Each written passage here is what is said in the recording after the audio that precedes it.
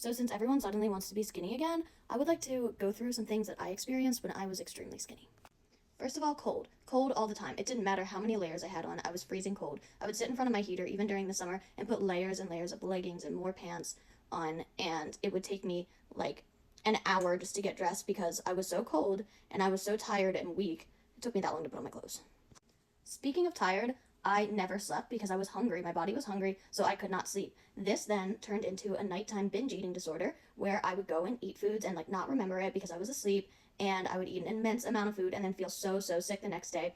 I actually have one time where there was a chocolate cake in my family's fridge and I wanted to make sure I didn't eat it at night because I couldn't control myself at nighttime. I was like sleepwalking. So I took the cake, threw it in the trash can, then put mustard all over it so it would be disgusting. Guess what? I woke up in the morning, I ate that cake out of the trash can because that's how malnourished I was. Sex. You don't want to do it. You have no energy. And speaking of sex, my male hormone levels went way up and I started getting hair in places that didn't make sense, and obviously I had no boobs. I completely lost my period, which sounds like fun, but I didn't have my period for like 4 years, and it's actually not fun because it's really bad for your body, so I had to take artificial hormones to jumpstart my period again. I basically lost my mind and my friends. I had friends, but I was so obsessed with food because I was starving that that's all I thought about. We would be like in a conversation or they would be eating and I'd be commenting on their food.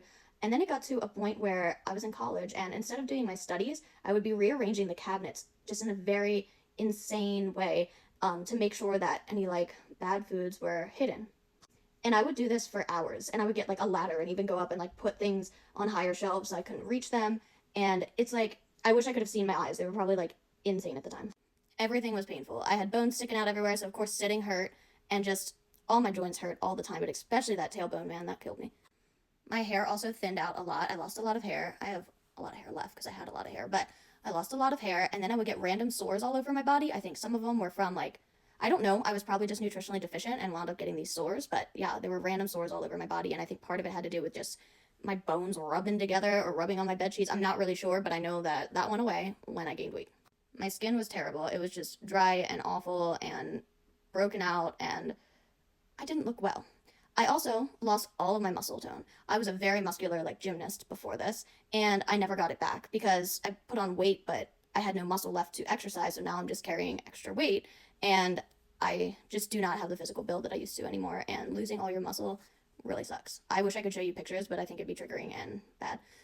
So go ahead, try Ozempic. Get really skinny. Stop eating. Have your bones poking out. It's a hell of a lot of fun, clearly. And I don't even want to say that because my eating disorder almost killed me, so don't do it. It's painful, it's deadly, it's dangerous. And just because some celebrities are losing weight doesn't mean you have to. Love yourself.